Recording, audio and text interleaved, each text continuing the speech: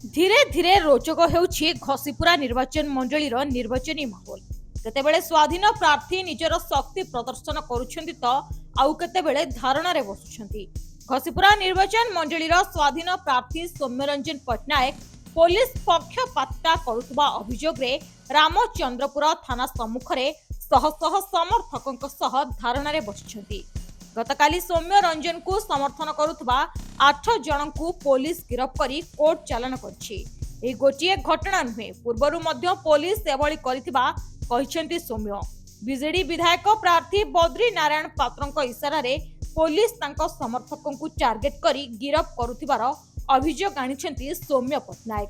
Court को रहितादेश सत्वे समस्त नियम को जलांजलि देई स्थानीय पुलिस पक्षपातिता करी तांको लोकों को गिरफ्त करुथिबा कहिसेंति सौम्य रंजन। एथिसह बीजेडी विधायक प्रार्थी बद्री पात्रଙ୍କ समर्थक गुंडा गर्दी करुथिबा सामना को आछि। आपण माने जानिथिबे गतकाली मु सूचना देइथिली जे घसीपुरा राजनीति रो आमे हिंसा को संपूर्ण भाव दूर रे रखिबा को चाहूचु एवं पुलिस बल को केवल जनता को सुरक्षा पाई व्यवहार करा जाऊ, राजनीति रे समान को व्यवहार करा न जाऊ एक कथा मध्य आह्वान देइथिली। किंतु देखा जाउची मते मध्य लागुची मु सेना स्वाधीन प्रार्थी हेची किंतु मु कोनोसी दल विरुद्ध रे आ लड़ू नाही। मु लागुची बोधे बीजेडी दल तरफ लगा जाइथिबा सरकारी कल विरुद्ध रे आमे निर्वाचन लड़ुछु। मते लागुची मु पुलिस विरुद्ध रे जेमति निर्वाचन लड़ुची। पुलिस भाई माने मध्य हमर भाई, मु तांको विरुद्ध रे निर्वाचन लड़िबा को चाहू नाही। किंतु से जदी गोटे निर्दिष्ट क्षमतासीन दलर हाथ बारसी ही आमर शत्रु साजिबे ताहले स्वाभाविक भाव रे आमे सत्याग्रह करिबा पई बाध्य हिचु एवं सत्याग्रह करूचु।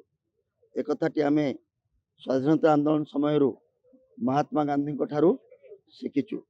सत्यर जय हब ए विश्वास आमर अछि एवं सत्याग्रही माने तांकर आत्मविश्वास एवं तांकर दृढ़ मनोबल को यही सत्याग्रह आंदोलन माध्यम रे प्रकाश करुचंती।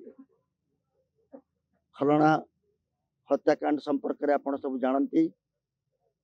हत्याकांड रे हत्या करा जाइथवा व्यक्तिटर परिवार रो समस्त को परवर्ती समय रे मिछ केस पकाई अरेस्ट करा गला। से माने हाई कोर्ट रो रहितादेश आनी खलास हेले एवं हाईकोर्ट निर्देश देइथिला जे खूब शीघ्र इंजुरी रिपोर्ट सीडी नहीं मार्च 27 तारीख सुधा तारीख पकाओ।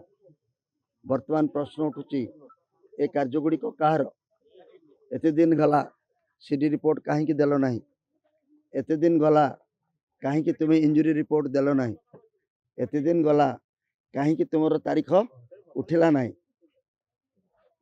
आज निर्वाचन मुंड उपरे ठीक सेतिक बेलू तुमको उठिला जे यही लोक मान को उठे निया जाऊ, से परिवार को उठे निया जाऊ। उठे नेल नेल गोटे वयस्क महिला को मध्य तुम राति अधर उठेबा को चाहल ना। एटा कौ सुशासन रे जाए।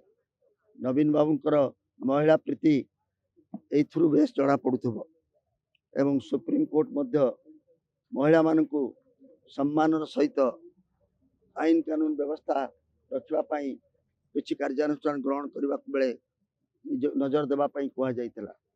आम यार घोर निंदा करुचु एवं आमर लोक मान को बाछी बाछी अरेस्ट करा जाउची, टेकी निया जाउची।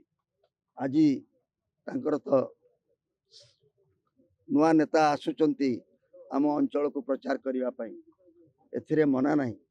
सेथिपाई आम मान को एभली ढंग से अरेस्ट करी एभली बेनियम कार्य करी हाईकोर्ट आदेश को अवमानना करुचंती। ए जो अहंकार आ बेसी दिन रहिबो नाही ए दृढ़ विश्वास मोर अछि।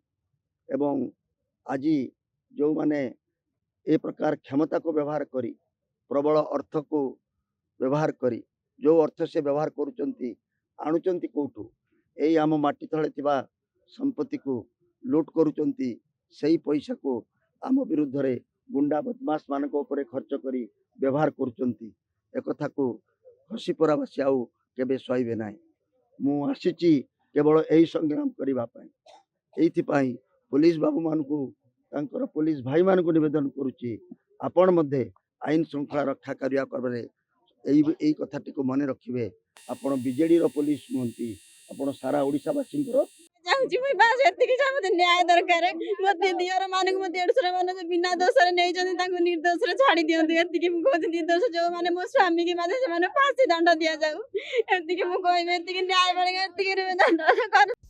आनंदपुर सोमनाथ मिश्र रिपोर्ट रियो न्यूज।